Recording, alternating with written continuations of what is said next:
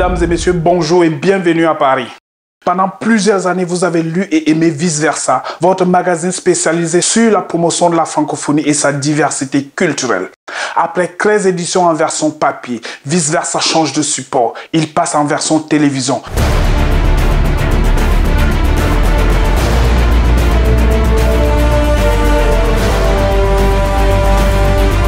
Vice Versa produira désormais des émissions parmi lesquelles Borderland Investigation. Vous savez à qui vous me faites penser quelquefois? Vous me pardonnez d'être... Allez-y. Quelquefois, il y a, vous savez, la fontaine et la chauve-souris. Vous savez, la chauve-souris qui dit je suis oiseau, voyez mes ailes. Je suis souris, voyez mes pattes. Alors, évidemment, vous avez les pattes et vous avez les ailes. Et est-ce que c'est conciliable? Est-ce que votre position n'est quand même pas très difficile à tenir à la longue? Mais vous savez, à la fin, la chauve-souris est chauve-souris. C'est difficile pour les oiseaux, c'est difficile pour les souris. Mais est-ce que c'est difficile pour elles? Emmanuel Macron tel qu'on le vit. Pour sa toute première émission, Borderland Investigation vous amène en immersion au cœur de la politique française. Nous diffusons ce jour une investigation au titre de Macron, la chauve-souris du grand capital, ombre et lumière d'un président excentrique. Emmanuel Macron se situe dans la lignée de Nicolas Sarkozy. Il est hyperactif, son action est empreinte de modernisme et d'excès de tout genre. Commençons par le côté court. Il est un beau mélange de cohérence, de pragmatisme, de sang-froid et de franchise. Côté jardin, dérapage et excès verbaux. Narcissisme, mégalomanie. Voici le portrait sans complaisance ni rancune du président de la République et un regard sur le macronisme. Ce soir, il n'y a que les Françaises et les Français, le peuple de France réuni. Et ce que vous représentez ce soir ici au Louvre, c'est une ferveur, un enthousiasme, c'est l'énergie du peuple de France. De sa cohérence, le président a réalisé ce que le candidat avait promis. Le texte sur la confiance dans la vie publique et la réforme du Code du travail. Ce que nous voulons, c'est que les règles soient les mêmes, avec les garanties nécessaires pour tous les citoyens, quel que soit leur rôle dans notre vie démocratique. Deux promesses de réalisation phares.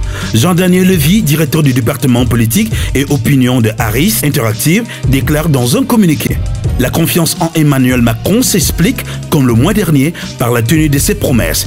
Il applique ce qu'il dit et ce qu'il a annoncé dans son programme. De son pragmatisme, une énergie rencontre toujours des résistances, explique-t-on dans la physique. Le président sait que rien ne lui sera donné d'office. Pour cela, il préfère le chemin le plus sûr. Il arbitre très souvent en faveur de la probabilité du résultat.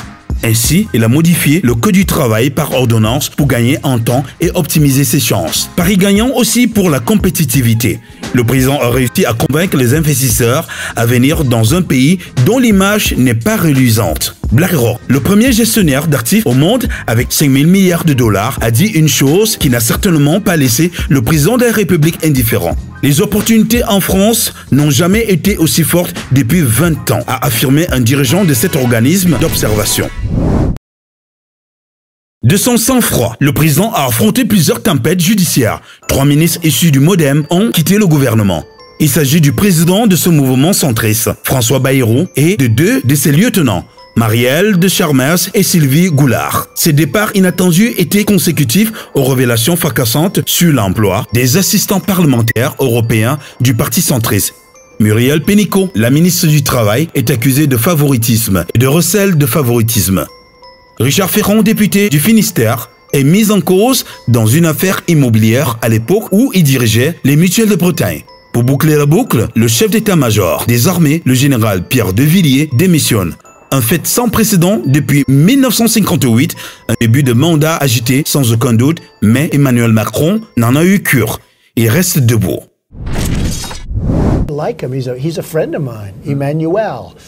Le sang-froid et le modernisme sont le secret du leadership d'Emmanuel Macron, reconnu et célébré outre-Atlantique. Avec son slogan familier « Make our planet great again », directement inspiré du slogan de la campagne de Donald Trump, Make America Great Again. Emmanuel Macron a réussi à supplanter le très populiste Donald Trump. Celui qui a quitté l'accord de Paris a fait un hommage appuyé à son homologue français.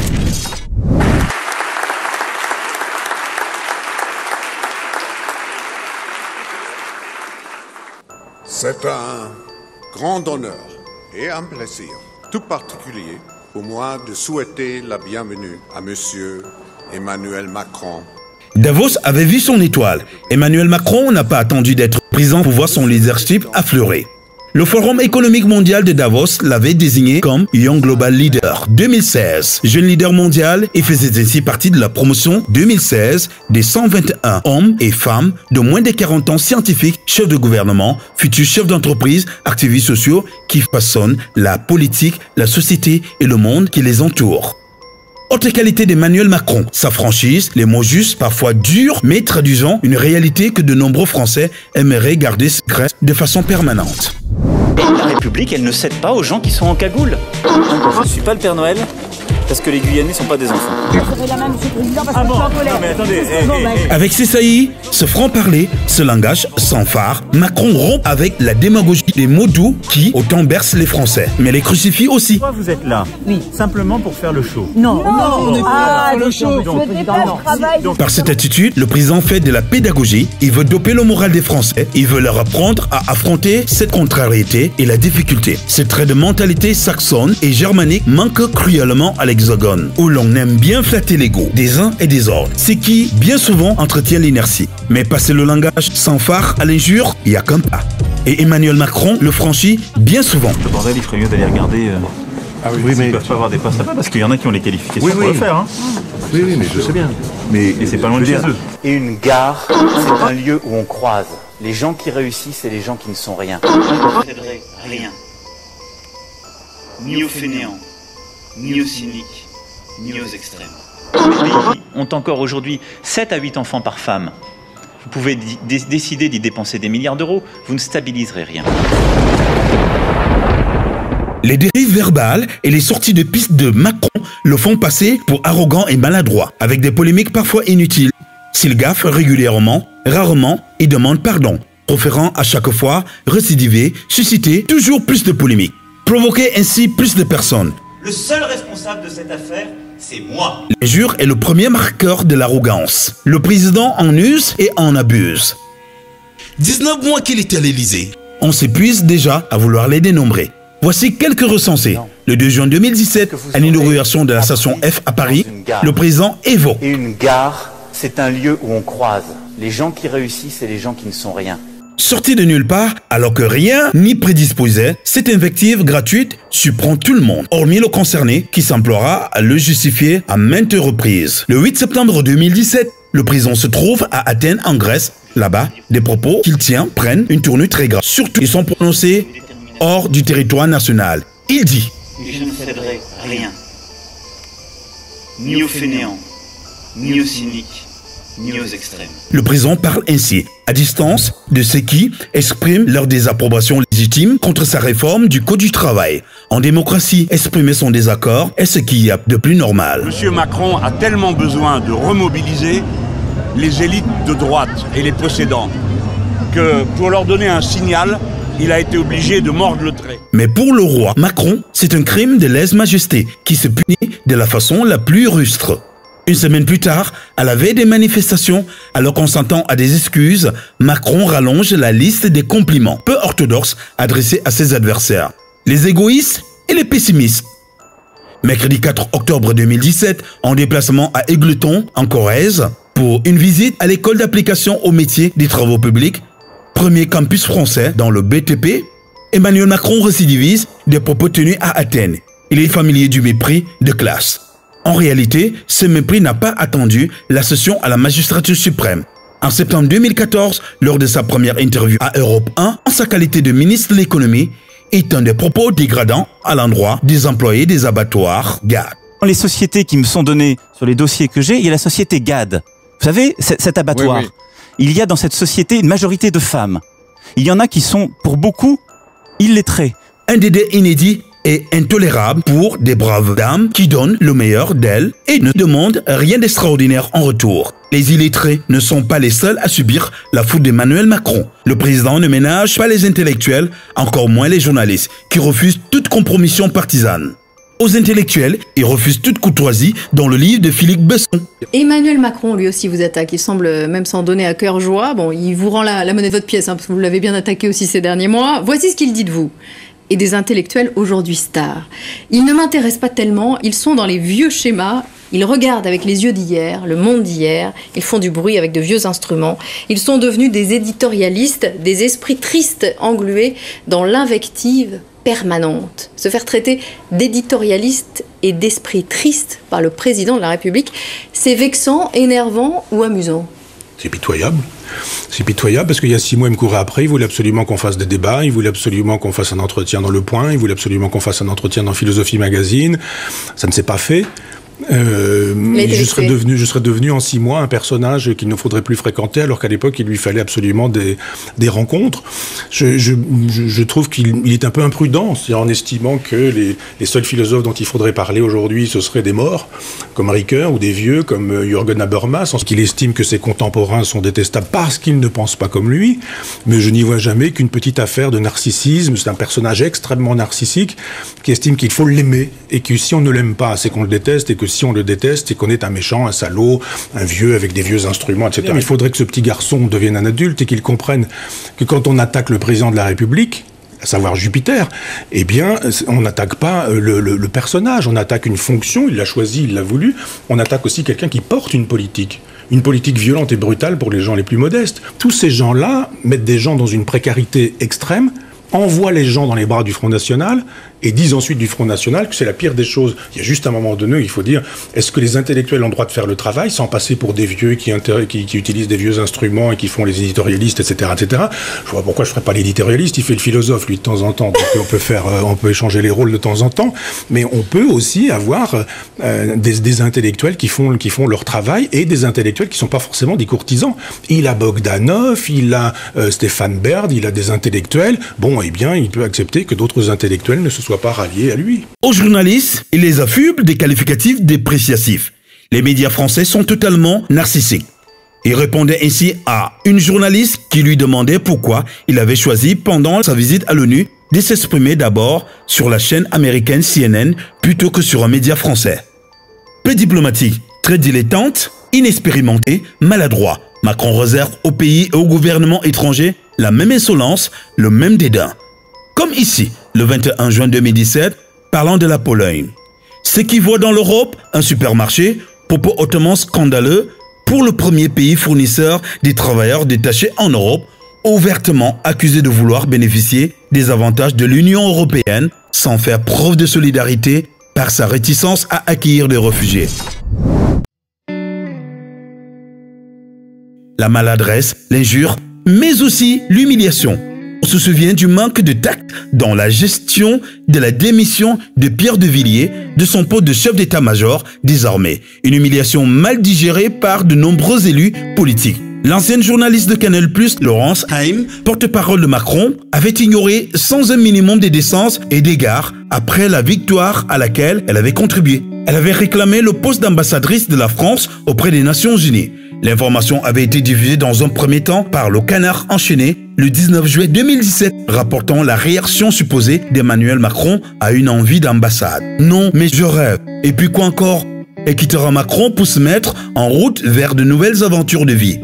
Il y a des instants de cruauté dans le monde politique que je garderai pour moi. Avait-elle également lâché, ajoutant « J'ai aussi lui entendu des choses que je n'avais pas dites ou pas faites ».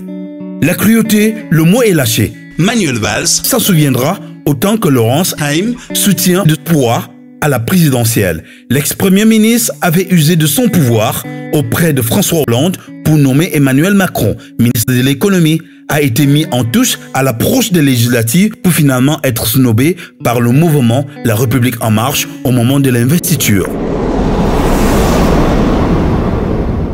Channel Group International est une agence de communication digitale à capteur français qui recherche des investisseurs et des producteurs pour la construction d'une usine de bâtons de manioc dénommée Benyodin Deng au Cameroun. Vous êtes une banque, une société publique ou privée, un homme ou une femme d'affaires. Vous êtes un GIC ou une association. Vous désirez investir dans la production, l'exportation et la distribution du bâton de manioc qui sera vendu dans les milliers de restaurants africains, de magasins, de petites boutiques en Europe, y compris en Grande-Bretagne et en Russie. Benyodin Deng, c'est un cybermarché français basé à Paris avec des succursales dans toutes les grandes capitales européennes. Il s'agit de la distribution spécialisée des produits agroalimentaires en général et des bâtons de manioc en particulier élaborés auprès des ressortissants de l'Afrique centrale, Cameroun, Congo, Gabon, Centrafrique. Contactez nos équipes au 33 1 70 15 90 91 ou alors au 33 6 52 81 19 60 ou encore sur notre page Facebook.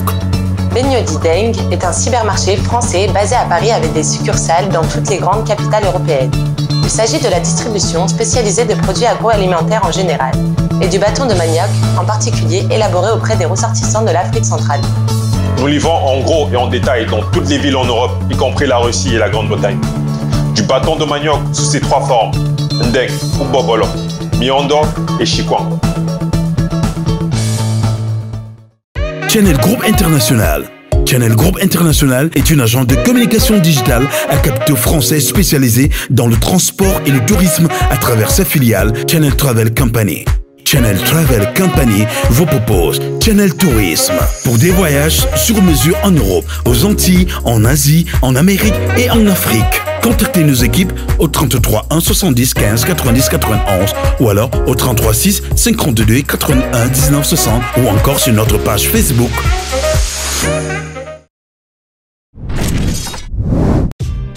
Comment le grand capital a imposé Macron en France? Emmanuel Macron a dépensé 16,6 millions d'euros pour sa campagne. C'est même le candidat qui a dépensé le plus.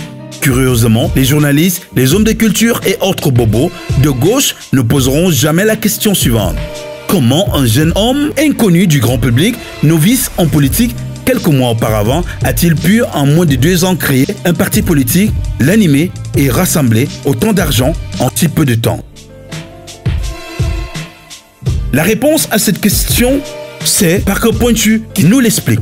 Macron est remarqué par Henri de Castries, président d'AXA, mais aussi président du groupe Bilderberg, aussi appelé Conférence de Bilderberg au Club Bilderberg, un rassemblement annuel de plus d'une centaine de membres essentiellement américains et européens, dont la plupart sont des personnalités de la diplomatie, des affaires, de la politique et des médias. Il voit en Macron l'opportunité d'infléchir la politique économique et industrielle française et de contrer les syndicats, pour aller sur une politique libérale à l'anglo-saxon. Cependant, Macron ne parvient pas à son poste de conseiller économique à l'Élysée à faire fléchir Hollande et son gouvernement. Lors de la réunion du groupe Bilderberg à Copenhague du 29 mai au 1er juin 2014, la réunion compte de nombreux banquiers, notamment de la Deutsche Bank, mais aussi Christine Lagarde, Benoît Cœuré, ancien de la BCE, et Macron. Des Castries et plusieurs banquiers se voient en présence de Macron. Il est donc décidé de faire pression sur Manuel Valls pour que M. Macron soit ministre de l'économie, de l'industrie et du numérique dans le gouvernement Valls II. En remplacement d'Arnaud de Montebourg, jugé trop instable, Jean-Pierre Jouyet est contacté et influence François Hollande. Macron est donc nommé ministre le 26 août 2014. Les Castries voient Valls et lui suggère de faire un geste vis-à-vis du patronat, de redorer son blason, qu'il en serait récompensé. Le 27 août, Valls participe à l'université d'été du MEDEF et il a prononcé un discours salué par une longue standing ovation. Les financiers ont reçu leur coup. Leur prodige est à leurs bottes. Il n'y a plus qu'à manipuler la marionnette. Le patronat est satisfait, mais le trouve encore trop timide dans ses réformes. Il le pousse à faire la loi Macron 2. Mais Valls s'y oppose et donne le projet de réforme à Myriam El Khomri. Les financiers sont furieux contre Valls et décident sa perte. Valls les a trahis. Cependant, Macron a réussi à inclure dans la loi la réécriture du licenciement économique et le plafonnement des indemnités prud'homales. Valls rétrograde Macron dans l'ordre protocolaire du gouvernement à l'occasion du remaniement réduit de février 2016. Le 21 mars 2016, des financiers et des patrons des groupes de presse se réunissent à Francfort et décident d'épauler Macron pour la création d'un parti dévoué à leur cause. Macron sera épaulé et financé pour créer un parti politique. La manipulation est simple. La presse écrite doit lui consacrer de nombreuses unes, notamment la presse féminine et la presse destinée aux jeunes. La télévision doit le présenter comme le genre idéal. Les patrons de presse créaient des groupes de travail uniquement dédiés à l'image et à la communication Macron.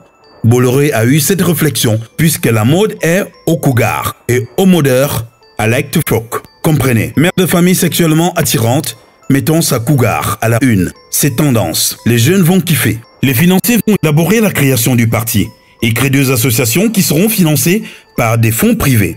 De Castries et Gattaz invitent M. Logero, le président de la Commission nationale des comptes de campagne et des financements politiques, avec M. Darignac, qui prendra la présidence de l'association de financement du parti. Un ancien de BNP Paris Asset Management. La machine est en marche. Le 6 avril 2016, le parti est créé. L'argent des groupes financiers abonde. La campagne est lancée. Fin avril 2016, et Philippe, maire du Havre, est invité par De Castries et Bolloré à Paris. Ces derniers lui demandent de soutenir Macron. Ils invitent le futur Premier ministre à la réunion Bilderberg qui se tient du 10 au 12 juin 2016 à Dresde. Une réunion se tient avec Christine Lagarde, Barroso et d'autres financiers. À l'issue se tient une autre réunion à Berlin où il est décidé de faire de Macron le président de la France. Sont présents des financiers, le directeur de la BCE, Drahi, Bolloré, Berger et surprise, M. Louvel, président du Conseil supérieur de la magistrature. Ils sont rejoints le temps d'un dîner par Mme Merkel. Dans le même temps, il faut penser à décrédibiliser Hollande. Un débat aura lieu le 14 avril 2016 sur France 2. Les patrons de la presse font pression sur Michel Filt, patron de l'info du groupe France Télévisions, pour que ce soit Léa Salamé, journaliste aux dents longues, multimillionnaire par son mariage et bobo moraliste, qui anime le débat. Le 14 avril 2016, elle fait son effet et François Hollande ne sera pas épargné. En novembre, les primaires de droite sont ouvertes. Fillon gagne. Jugé trop frileux dans son programme par les financiers, il décide de l'éliminer. L'affaire Fillon est lancée. Bien d'autres élus de la droite et de la gauche font travailler leurs conjoints ou enfants, mais Fillon doit être éliminé. Des rendez-vous sont pris par des informateurs, dépêchés par des grands groupes de presse avec des journalistes du Canard enchaîné et de Mediapart. Journaux qui ont vu leurs subventions augmenter en 2017. Comme par hasard, Gaspard Gangster, conseiller de Hollande, mais aussi camarade de promo de Macron à l'ENA, rencontrera le directeur des Canards début janvier. Déchaînement des médias sur Fillon. Des journalistes sont obéissants et soi-disant indépendants, se déchaînent. Mais surtout, ils prennent soin de ne pas dénoncer les autres politiques qui commettent les mêmes délits. L'homme a abattu Fillon. Ça, je ne le supporte pas. Et 4, je le savais accro à l'argent. De l'autre côté, ordre est donné d'accès sur le FN, sachant que lors des confrontations Macron-Le Pen, Macron serait élu. La machine médiatique est en route. Des magistrats sont dans la course. Peu importe si cette campagne est nauséabonde, mais Macron doit sortir vainqueur coûte que coûte. Lors d'une entrevue entre Macron, Drahi et Bolloré, Drahi dit à Macron: ne brusque pas les Français, dis-leur ce qu'ils veulent entendre, ce sont des veaux. Ils veulent une idole, un homme providentiel, ils sont dans le délire présidentialiste. Ils haïssent des gens qui réussissent et gagnent de l'argent. Ils veulent que tu sentes le pauvre. Sache les séduire et les endormir, et nous aurons ce que nous voulons. Beaucoup de gens, financiers et grands patrons, comptent sur toi. Ne les déçois pas. Sers-toi des gens du spectacle, du showbiz, des arrivistes incultes qui se disent de gauche parce que cela fait bien, qui critiquent les financiers et l'argent, mais sont les premiers à faire de l'évasion fiscale. Tu verras, ils viendront te lécher les fesses par intérêt. Ce sont les pires. Je les aime pas. Bolloré lui dit, le français veut de l'information instantanée, du scoop, il ne réfléchit pas. Du foot, des émissions débiles, du culte, de la bière, il est heureux. Il faut leur servir ce qu'ils veulent. Réunion le 11 avril 2017 avec des Castries, Drahi, Jouette, Sarr et d'autres personnages influents avant le premier tour des élections. La ligne médiatique est organisée, la presse est dévouée à Macron, mais Mélenchon inquiète, ainsi que le manque de confiance des Français envers les politiques. Le 23 avril 2017, ils sont rassurés. Macron est en tête, Drahi félicite Macron et lui dit « Tu es président, les Français n'auront jamais les couilles de voter Le Pen et les autres tordus vont venir te lécher les fesses et voteront pour toi. » Cela s'est fini à la rotonde. Macron savait déjà qu'il était président. Le 24 avril, la bourse prend 7 points. Les places financières sont aux anges. Ces élections présidentielles furent qu'un seul tour, magnifiquement orchestrées par les médias, la finance et le CAC 40. Les Français n'y ont vu que du feu. Le 7 mai 2017, Macron est élu et nos patrons de la presse et autres vont mettre leur terrible plan en marche. Le spectacle du Louvre fut un délire narcissique dont l'analyse révèle bien des intentions que j'ai qualifiées de déviantes et bien éloignées des problèmes et des attentes des Français. Reste maintenant la dernière étape, les législatives. Faire élire 50% à l'Assemblée nationale des personnes qui n'ont jamais touché à la politique ou eu un mandat électoral. Cette manœuvre est organisée depuis Paris dans le cadre d'un mystérieux processus de sélection afin d'achever et d'affaiblir le pouvoir législatif. Le cœur de la démocratie en mettant en place une sorte d'aéropage des personnes désignées qui seront à la botte du régime. Là aussi, personne ne posera la question du financement de toutes ces investitures. Il faut que tout change pour que rien ne change. Au second tour des législatives, Macron obtiendra une très nette majorité. Le changement est devenu le Deus ex machina de la politique. Il suffit de le promettre pour conquérir le pouvoir. Le peuple, par ces élections, a perdu sa souveraineté. Maintenant, il élit la personne que les financiers et les patrons de presse ont choisie. Heureusement, 16 millions de personnes se sont abstenues et ont voté blanc. C'est qu'il y a des Français qui font encore preuve d'intelligence et ne se laissent pas manipuler. Mais le réveil va être brutal. Les Français vont bientôt pleurer, mais ils ont les politiques qu'ils méritent. Channel Group International est une agence de communication digitale à capital français spécialisée dans les services de marketing web à travers sa filiale Channel Media and Digital Advertising. Vous avez un projet à la création des sites, d'applications web et mobiles. Vous êtes à la recherche de professionnels pour l'organisation de vos campagnes publicitaires. Vous êtes à la recherche d'un monteur vidéo, d'un caméraman et autres professionnels dans la réalisation des films divers. Vous êtes à la recherche d'une agence de production d'œuvres et d'événements culturels. Contactez nos équipes au 33 1 70 15 90 91 ou alors au 33 6 52 81 19 60 ou encore sur notre page Facebook. Channel Group International est une agence de communication digitale à capital français spécialisée dans la création des sociétés, ONG et associations en France et à l'étranger à travers Channel Service. Vous souhaitez créer une société, une association ou une ONG en France ou à l'étranger? Vous souhaitez qu'un expert comptable réalise votre business plan en 24 heures et qu'il vous accompagne dans la comptabilité, dans la gestion et dans le juridique? Contactez nos équipes au 33 1 70 15 90 91 ou alors au 33 6 52 81 19 60 ou encore sur notre page Facebook.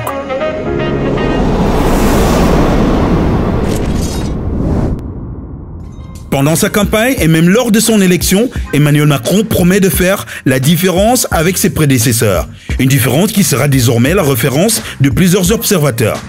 1er mai 2018, Alexandre Benalla, chargé de mission à l'Élysée et proche collaborateur de Macron, est filmé place la Contrecarpe dans le 5e arrondissement de Paris, frappant un jeune homme et malmenant une jeune femme.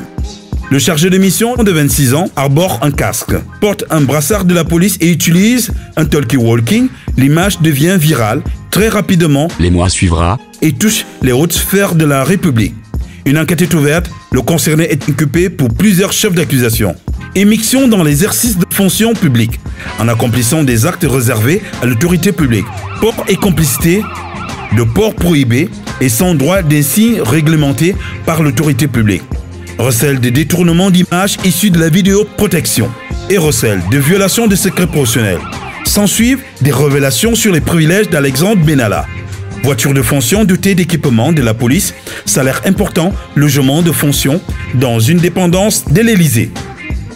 Autorisation de port d'armes actée à l'Assemblée par un badge de niveau maximum, catégorie H. La crise atteint l'Assemblée nationale et le Sénat. Les auditions des hauts commis de l'État se multiplient.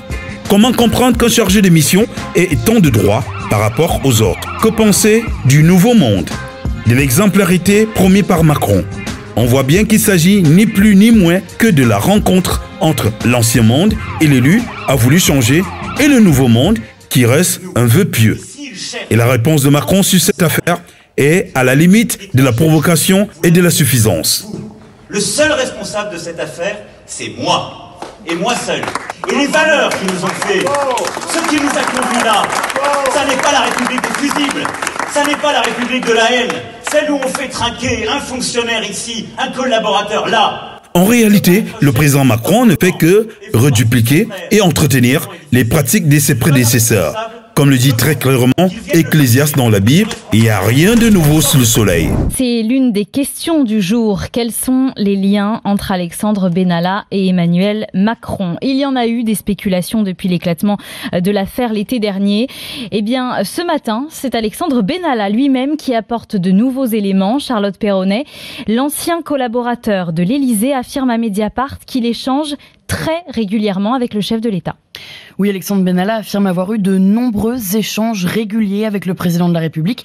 Et quand on lui demande le contenu de ces messages, il répond, c'est souvent sur le mode « Comment tu vois les choses ?» Cela peut aussi bien concerner les gilets jaunes, des considérations sur un tel ou un tel ou des questions de sécurité. Et pourtant, l'Élysée avait affirmé avoir pris ses distances avec Alexandre Benalla depuis son licenciement cet été. Mais face à cela, lui assure que sa version des faits sera difficile à démentir, puisque l'ancien collaborateur du chef de l'État explique avoir les preuves des échanges par messagerie cryptée sur son téléphone portable. Des échanges qui se sont arrêtés il y a seulement très peu de temps, détaille Alexandre Benalla, depuis les révélations sur ses passeports diplomatiques. Et sur ce sujet, il l'assure, il rend des comptes dans ses messages au président de tous ses faits et gestes. On continue à me solliciter, alors je continue à répondre. Oui, c'est un conte pour enfants, évidemment, que M. Benalla a bénéficié, selon le mot même de Emmanuel Macron depuis prononcé début novembre, de l'indulgence de l'Élysée. Il est resté en contact avec le premier cercle du président, avec le président lui-même, un peu comme s'il était une sorte de collaborateur indépendant, un libéraux, un freelance de la présidence de la République, malgré son départ et ses mises en examen pour violence volontaire. Alors nous, évidemment, on parlait d'informations au conditionnel, on n'a pas vu les preuves, vous les avez vues, vous ? Nous avons toutes les raisons de croire, et vous connaissez le journaliste d'enquête de Mediapart, de croire que M. Benalla dit vrai quand il parle de ses relations maintenues, de ses échanges via la messagerie Telegram et des contacts réguliers jusqu'à nos dernières révélations sur les passeports diplomatiques avec la présidence de la République. Donc vous n'avez pas vu les SMS, il dit avoir des preuves, lui, avoir des échanges SMS avec le président de la République, vous ne les avez pas vus. Je vous réponds, nous avons toutes les raisons de croire qu'il dit vrai et notre enquête continue comme nous avons révélé les passeports diplomatiques et nous savions qu'ils existaient. Donc vous croyez la version d'Alexandre Benalla, ça veut dire que l'Élysée ment selon vous ? Je ne porte pas de jugement moral. Vous savez, une enquête, c'est un puzzle. Cette interview intervient après près d'une cinquantaine d'articles dans Mediapart depuis le début de cette affaire. Et à chaque fois, ce sont les informations de presse qui ont fait bouger les lignes, alors que la présidence de la République s'en tenait à des versions erronées ou essayait d'étouffer la marche à la vérité. Je rappelle que pendant 2 mois, après les incidents du 1er mai, jusqu'aux révélations des vidéos du Jardin des Plantes par Mediapart et de la contre-escarpe par Le Monde, l'Élysée a essayé d'étouffer l'affaire. Quand l'affaire est sortie, l'Élysée a d'abord raconté par la voix de son porte-parole, qu'on n'entend plus, des billevésés, comme on dit, des choses qui n'ont aucune consistance. C'est le préfet de police et le procureur de la République qui ont tordu le bras en amenant à l'ouverture d'une information judiciaire contre l'avis de l'Élysée, ce qui a entraîné le départ de M. Benalla. Ensuite, vous avez tous les autres épisodes. Prenez la question des passeports diplomatiques. Il va de soi que quand on a un passeport diplomatique, les autorités de l'État, les ambassades, les services de renseignement savent ce qu'il en est de ce que fait M. Benalla. Quand vous allez dans dans un pays comme le Tchad, qui est en situation sécuritaire très particulière, et que vous allez en plus dans une délégation avec pour des contrats d'entreprises turques et qataris, évidemment que l'ensemble des autorités françaises locales le sait et avertit la présidence, d'autant plus qu'il rencontre, je vous le rappelle, le président de la République tchadienne quelques semaines avant Emmanuel Macron. Donc quand il dit qu'il a raconté, qu'il a prévenu, qu'il a expliqué, il dit vrai. Et de la même manière qu'il dit vrai sur le fait que c'est peut paraître sidérant que l'entourage proche d'Emmanuel Macron, voire Macron lui-même, lui demandait son avis sur la situation. Il y a une énigme pour nous qui est et qui est probablement nouée pendant la campagne présidentielle sur ce lien dans le petit noyau dur dans lequel Monsieur Benalla a une place particulière et il le sait, d'où la façon dont il parle, dont il s'exprime avec une certaine force et une certaine confiance dans le fait qu'il ne peut pas être démenti. Comment se sont passés les échanges avec Alexandre Benalla? Comment s'est passée l'interview? Comme une interview d'enquête faite par l'un de nos enquêteurs émérites, Fabrice Arfi, qui travaille depuis des semaines sur tout cela et dans les derniers jours a eu beaucoup d'échanges comme avant avec Monsieur Benalla et finalement dans ce contexte l'a convaincu de parler on et dans une interview qui est enregistrée. Encore une fois, une enquête c'est un puzzle. Cette interview est un élément. Donc c'était en face à face ou c'était... mais sincèrement, on va pas refaire le coup de Cahuzac. Où sont les preuves?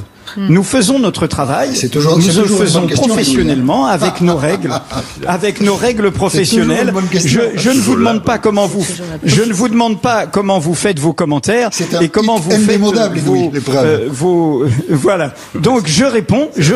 Voilà, Mediapart a fait cette interview dans les règles du métier et encore une fois, beaucoup de vos questions, vous devriez les poser maintenant à la présidence de la République. Vous l'avez un peu évoqué sur ce rôle visiblement de conseiller assez proche. Il vous dit que le président de la République continuait à lui demander son avis, notamment sur les gilets jaunes. Alors ici, on a parlé de conditions presque surréalistes. Écoutez, après, le commentaire est libre sur pourquoi cette relation. Vous savez, on le dit dans cette interview, dans notre enquête, nous avions entendu le bruit selon lequel il y aurait eu une réunion un peu informelle, restreinte, de la garde rapprochée le lendemain de la manifestation du samedi 8, la veille de l'adresse à la nation du 10, réunion à l'Élysée dans laquelle Monsieur Benalla aurait été convié. L'Élysée nous a démenti catégoriquement la présence de Monsieur Benalla dans les murs de l'Élysée. Quand vous lisez notre interview, vous voyez que Monsieur Benalla fait une réponse autrement contournée. Toujours est-il qu'il affirme qu'il a la preuve, encore une fois, sur son portable, via la messagerie Telegram, d'échanges où on lui demande son opinion sur la situation, comment il sent la situation, et notamment dans le moment de crise des Gilets jaunes. 21 juin 2018, à l'occasion de la fête de la musique, Emmanuel Macron invite à l'Élysée des travestis et des homosexuels. Le fait aurait pu passer inaperçu s'il n'y avait pas eu un détail marquant. Les danseurs sont tous des Noirs et le DJ chargé d'animer la soirée arbore fièrement, écrit en gros caractères sur son t-shirt, la phrase « Fils d'immigrés, noir et pédé ». Les tenues des invités sont presque indécentes, des gestes sont obscènes. Les paroles de la musique, en fond, sont d'une rare grossièreté. Dès lors, on s'interroge sur les intentions du président. Pourrait-on encore parler des fêtes de la musique avec de tels invités? Le président Macron n'affiche-t-il pas sa volonté manifeste de faire passer l'image réductrice du noir qui a totalement fait corps avec l'antivaleur occidentale que plusieurs Africains refutent justement? N'est-ce pas un pied de nez de Macron à certains pays africains dont les lois condamnent fermement l'homosexualité? N'est-ce pas une manière de dire clairement aux Africains qu'ils pourraient satisfaire leurs dérives sexuelles en immigrant? Enfin, comment comprendre que 2 jours plus tôt, c'est ce président en personne qui s'érigeait en donneur de leçons en reprenant vertement un jeune qu'il avait tutoyé et l'appelait Manu? Ça va Manu? Non, c'est ce que tu veux pas. Non. Désolé, monsieur le président. Voilà, tu es là, dans une cérémonie officielle, tu te comportes comme il faut. Donc tu peux faire l'imbécile, mais aujourd'hui c'est la Marseillaise et le chant des partisans. Tu m'appelles monsieur le président de la République ou monsieur. D'accord? Voilà, c'est bien. Et tu fais les choses dans le bon ordre. Si le jour où tu veux faire la révolution, tu apprends d'abord à avoir un diplôme et à te nourrir toi-même. D'accord? Et à ce moment-là, tu iras donner le son. Cet événement inédit au palais présidentiel français permet de comprendre que Macron n'a jamais changé l'ancien monde. Il est allé au-delà de ce monde-là par rétropédalage et par dérapage. Car de toute l'histoire de la France, l'Élysée n'a jamais connu un tel débordement à la limite orgiaque. On peut dire que la République en marche est en marche pour la décadence. Et cette décadence est teintée d'une forte dose d'arrogance qui déteint sur les relations avec les autres pays. Au sujet de la zone franc, Macron a réécrit l'histoire lors du sommet G5 Sahel au Mali le 2 juillet 2017.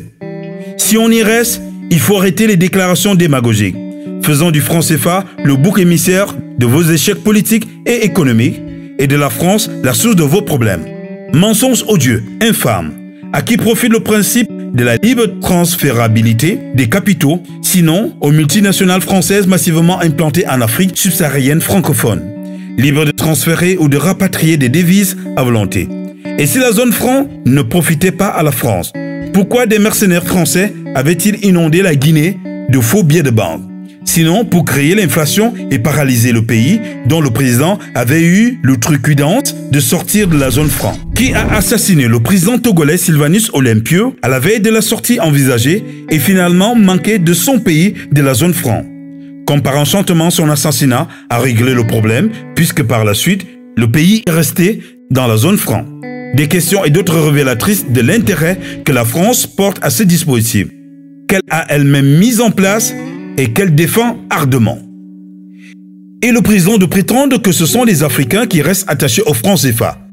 Dans un entretien accordé au journal Jeune Afrique, peu avant le premier tour des élections présidentielles, le candidat Macron indiquait déjà que les Africains sont libres de rompre avec la zone franc. C'est un choix qui appartient d'abord aux Africains eux-mêmes. Je note avec raison que les gouvernements africains restent, avec raison, attachés aux deux espaces monétaires qui constituent la zone franc CFA et qui contribuent à la stabilité économique et à l'intégration régionale. Bruno Cotresse, chercheur au CEVIPO, doute que Macron se soit fait surprendre par un enregistrement fortuit. Quand il prononce ces phrases, il sait qu'il est enregistré. Il n'y a pas de doute. De toute façon, il n'y a plus aujourd'hui d'espace privé. Pour les responsables politiques, a souligné le commissaire européen aux affaires économiques, Pierre Moscovici, lors de la émission Question d'info. LCP France Info, Le Monde, AFP et l'ancien ministre de rappeler que le président Jacques Chirac disait toujours, quand il voyait des perches, faites attention aux micros poilus. Pour Philippe Moreau-Chevrolet, professeur de communication politique en Sciences Po, M. Macron contrôle totalement sa communication et est passé, maître de la fausse spontanéité, ce dont il essaie de jouer avec les médias. Cette petite phrase iconoclaste montre sa volonté de construire un personnage plus populaire, voire populiste, de montrer qu'au-delà de son image trop lisse, il existe une vraie sincérité, une authenticité, ajoute le président de MCBG Conseil. En cela, il rappelle l'ancien président Nicolas Sarkozy, partisan du parler cash. Lorsqu'il utilisait le terme de racaille, on lançait à des habitants « Vous en avez marre ». Mais si cela passait naturellement pour M. Sarkozy.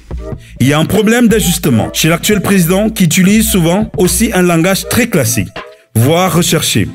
Si les propos des glotons ont été aussitôt dénoncés par les opposants à M. Macron de la France insoumise au Front National, leur impact politique auprès de l'opinion reste difficile à juger. Ils peuvent le consolider dans son électorat de droite. C'est lui qui reste le plus séduit par les derniers sondages, indique Bruno Cotresse, mais cela peut aussi lui coûter dans l'électorat de gauche. Pour Philippe Moreau-Chevrolet, ces phrases sont faites pour irriter au maximum LFI, car c'est le meilleur adversaire. M. Macron souhaite comme opposition le FN ou LFI, car ils ne sont pas crédibles comme alternative de gouvernement et donc pas dangereux. Channel Group International est une agence de communication digitale à capteur français qui recherche des investisseurs et des producteurs pour la construction d'une usine de bâtons de manioc dénommée Benyodin Deng au Cameroun. Vous êtes une banque, une société publique ou privée, un homme ou une femme d'affaires. Vous êtes un GIC ou une association. Vous désirez investir dans la production, l'exportation et la distribution du bâton de manioc qui sera vendu dans les milliers de restaurants africains, de magasins, de petites boutiques en Europe, y compris en Grande-Bretagne et en Russie. Benyodin Deng, c'est un cybermarché français basé à Paris avec des succursales dans toutes les grandes capitales européennes. Il s'agit de la distribution spécialisée des produits agroalimentaires en général et des bâtons de manioc en particulier élaborés auprès de ressortissants de l'Afrique centrale, Cameroun, Congo, Gabon, Centrafrique. Contactez nos équipes au 33 1 70 15 90 91 ou alors au 33 6 52 81 19 60 ou encore sur notre page Facebook. Benyodin Deng est un cybermarché français basé à Paris avec des succursales dans toutes les grandes capitales européennes. Il s'agit de la distribution spécialisée de produits agroalimentaires en général et du bâton de manioc en particulier élaboré auprès des ressortissants de l'Afrique centrale. Nous livrons en gros et en détail dans toutes les villes en Europe, y compris la Russie et la Grande-Bretagne. Du bâton de manioc sous ses trois formes, Ndeng ou Bobolo, Miondo et Chikwang. Channel Group International. Channel Group International est une agence de communication digitale à capteur français spécialisée dans le transport et le tourisme à travers sa filiale Channel Travel Company. Channel Travel Company vous propose Channel Tourisme pour des voyages sur mesure en Europe, aux Antilles, en Asie, en Amérique et en Afrique. Contactez nos équipes au 33 1 70 15 90 91 ou alors au 33 6 52 81 19 60 ou encore sur notre page Facebook. Dans l'esprit du colon, Macron ne laisse pas de jouer les donneurs de leçons. Au sujet de la démocratie africaine, il a tenu le 8 juillet 2017 des propos outrageux à l'endroit de tout le continent. Quand des pays ont encore aujourd'hui 7 à 8 enfants par femme, vous pouvez décider d'y dépenser des milliards d'euros, vous ne stabiliserez rien. L'arrogance rivalise d'adresse avec le mensonge. Pourquoi la force démographique, qui est la clé du succès chinois, serait-elle subitement une malédiction pour le continent africain? L'homme n'a pas d'enfant, certes, mais sa femme Brigitte, elle en a une bonne flopée. Et Thomas Malthus, le fameux régulateur démographique, dont il loue les thèses depuis leur démenti, combien de frères avait-il? 7. Un signe de la démagogie, car le turiféraire de la limitation démographique n'y croyait pas lui-même. Un autre signe du peu de respect accordé au continent. Macron accueille sur le perron de l'Élysée les chefs d'État du Niger, Mahamadou Issoufou, et du Tchad, Idriss Déby Ibno, en compagnie de son chien. Chose étonnante, la règle de base en diplomatie, lorsqu'on reçoit Elisabeth II, est de ne pas dire reine d'Angleterre, mais Royaume-Uni, de Grande-Bretagne et d'Irlande du Nord. Le brillant président et sa horde de conseillers ne savent pas que dans la religion musulmane, le chien est considéré comme un animal impur. Les visiteurs du jour, Mahamadou Issoufou et Idriss Déby, sont des chefs d'État et musulmans de surcroît. Il y a l'incident lors de sa visite au Burkina Faso. Ses propos sur l'électricité dans les universités du Burkina. La sortie du président Kaboré pour une urgence. Cette sortie pour laquelle Macron a eu des propos indécents du genre. Du coup, il est parti réparer la climatisation. En réponse à Macron, Laurent, lui, en politique belge, dira: le seul et vrai problème de l'Afrique, c'est que depuis près de 2 siècles, ce continent est colonisé par des puissances occidentales dont le seul objectif est de laisser les Africains dans la misère pour mieux les spolier, tout en donnant l'apparence de leur vouloir du bien. Alors qu'en toute honnêteté, ils s'en foutent allègrement. Puisque M. Macron prétend ne pas avoir des vraies raisons pour lesquelles l'Afrique ne se développe pas, nous allons lui rappeler ce qu'ont fait ses ancêtres qui se font appeler Américains de nos jours. Après avoir exterminé et arraché les terres de 7 millions d'Indiens, ils ont transformé des dizaines de millions d'Africains en bêtes de somme pour aller construire l'Amérique à coups de fouet, de viols quotidiens, pour plus tard créer la charte de l'impérialisme qui a été élaborée à Washington pendant la traite négrière. Ensuite, discrètement négociée à la conférence de Berlin de 1885 pendant que les puissances occidentales se partageaient l'Afrique. Renégocier secrètement à Yalta au moment du partage du monde en 2 blocs après la Deuxième Guerre mondiale et pendant la création de la Société des Nations, l'ancêtre de l'ONU. Article 1. Devise de l'impérialisme. Gouverner le monde et contrôler les richesses de la planète. Notre politique est de diviser pour mieux régner, dominer, exploiter et piller pour remplir nos banques et faire d'elles les plus puissants du monde. Article 2. Aucun pays du tiers-monde ne constitue un État souverain et indépendant. Article 3. Tout pouvoir dans les pays du tiers-monde émane de nous, qui l'exerçons par la pression sur les dirigeants qui ne sont que nos marionnettes. Aucun organe du tiers-monde ne peut s'en attribuer l'exercice. Article 4. Tous les pays du tiers-monde sont divisibles et leurs frontières déplaçables selon notre volonté. Le respect de l'intégrité territoriale n'existe pas pour le tiers-monde. Article 5. Tous les dictateurs doivent mettre leur fortune dans nos banques pour la sécurité de nos intérêts. Cette fortune servira des dons et des crédits accordés par nous comme assistance et aide au développement aux pays du tiers-monde. Article 6. Tout pouvoir et gouvernement établi par nous est légal, légitime et démocratique. Mais tout autre pouvoir au gouvernement qui n'émane pas de nous est illégal, illégitime et dictatorial. Quelle que soit sa forme et sa légitimité, article 7, tout pouvoir qui oppose la moindre résistance à nos injonctions perd par le fait même sa légalité, sa légitimité et sa crédibilité et doit disparaître. Diagnostic. Comment expliquer l'arrogance du locataire de l'Élysée? Des pistes sont explorées. Chacun y va de sa sagacité et de sa pugnacité. De nombreuses voix autorisées tentent de décrypter le mystère de ce surprenant penchant pour l'incivilité et le cynisme.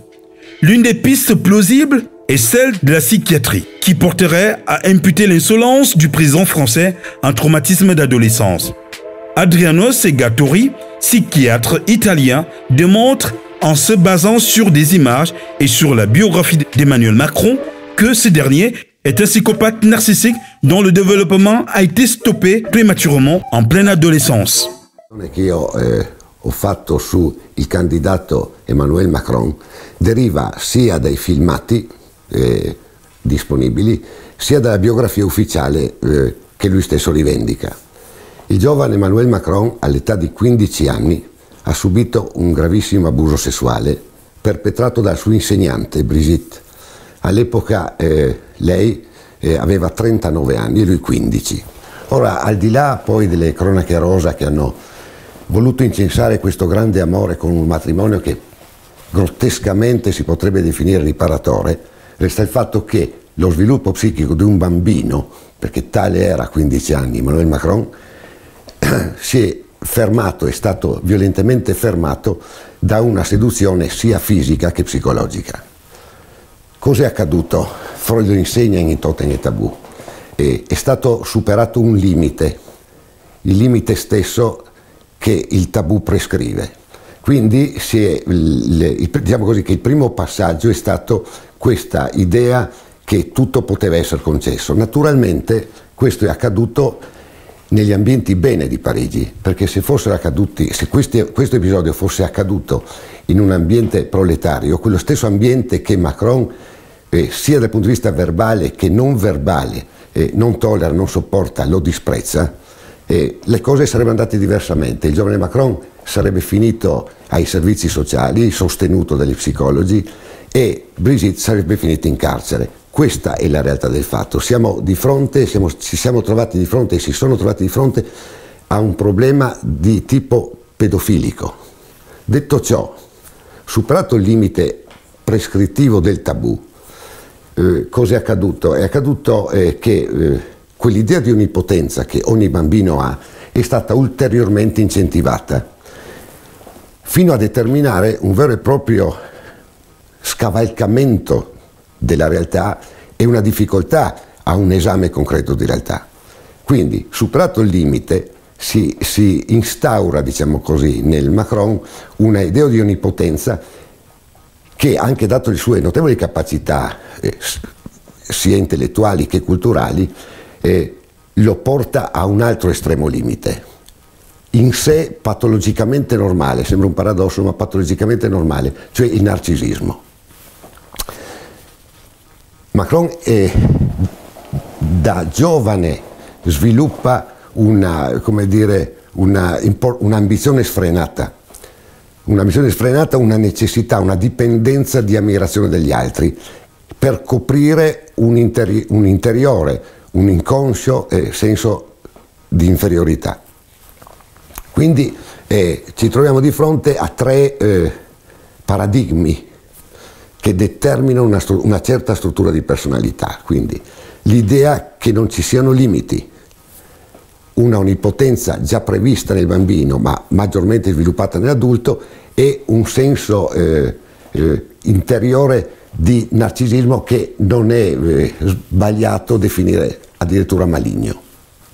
Ora, questi tre paradigmi strutturano cosa? Strutturano quello che viene definita una psicopatia, perché ci troviamo di fronte a un individuo, Emmanuel Macron, che come organizzazione psichica è perfettamente definibile come psicopatico. Lo psicopatico non è un insulto. Quelle meilleure façon pour Macron de rendre grâce à la violence originelle que de multiplier dans sa vie quotidienne des actes de violence symboliques. Au rythme actuel d'une dizaine de vexations, il faut dire que la France est bien partie pour 5 ans. C'est un quinquennat de polémiques et de coulibaires qui va se dérouler. Il faut se préparer à accuser la violence du psychopathe désormais au piédestal. Macron ressent un fort besoin d'agresser, d'invectiver, d'humilier, de casser les codes diplomatiques, de défier la morale et le respect, de piétiner la décence. Pour se sentir exister, il lui faut se faire remarquer, se démarquer. La violence est l'un des moyens possibles, du moins le plus facile. Il aurait pu poser des bombes, mais finalement, il a fait mieux le pauvre. Déboulonner les statuts, manquer d'élégance et de mesure, tuer le respect et les convenances. Lors de l'élaboration de cette émission, je me suis posé la question de savoir ce que faisaient tous les directeurs de publication, les chroniqueurs, les éditorialistes, les patrons de radio et de télé, les mêmes qui ne cessaient de nous rabâcher les oreilles en accusant Nicolas Sarkozy de rabaisser la fonction présidentielle. Où était-il lorsque la France entière découvrait que François Hollande se masquait en empruntant une moto pour tromper sa compagne? Et si Nicolas Sarkozy avait fait en 5 ans la moitié des gaffes de Macron en moins de 2 ans, ça aurait été l'apocalypse. Lors de l'affaire Hollande-Gaillet, ils nous ont parlé de vie privée. Et si Sarkozy avait fait la même chose avec Carla Bruni, aurait-il parlé de vie privée? Pour conclure, je dirais donc à Emmanuel Macron, président de la République française, que s'il veut se faire réélire face à Christine Lagarde en 2022, mieux vaudrait se faire violence et prendre au sérieux ce conseil de Michel Onfray. Parce que quand on est président de la République, tout ce qu'on dit, tout ce qu'on fait, tout ce qu'on ne dit pas, tout ce qu'on ne fait pas non plus peut être retenu contre soi. Et je pense qu'un président de la République n'a pas à vomir sur des intellectuels parce que ce ne sont pas des intellectuels de cour. En attendant 2022, je me permets de vous offrir, Monsieur le Président de la République, cette belle chanson de Julien Pestre, qui, à mon avis, est l'incarnation même de la francophonie et de la diversité culturelle de l'espace francophone, dont vice-versa s'est fixé l'objectif de faire la promotion dans le monde. Atikom lango yamba nyongo makamone na mapula pia bato batese yekongwa su monja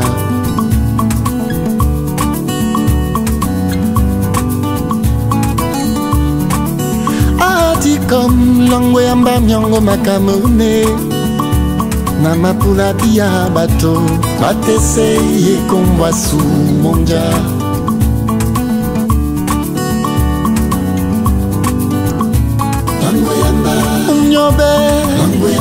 Félix Moumier, Vogue Betty,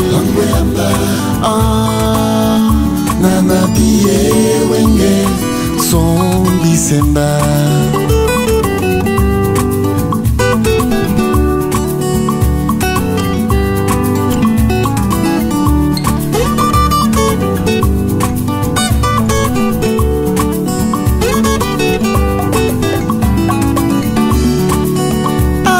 Comme langue amba nyongo makamone na mapula pia bato balongingo sonyo lamboa.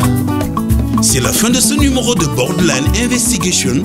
Merci de vous abonner sur notre page Facebook et YouTube et à la prochaine.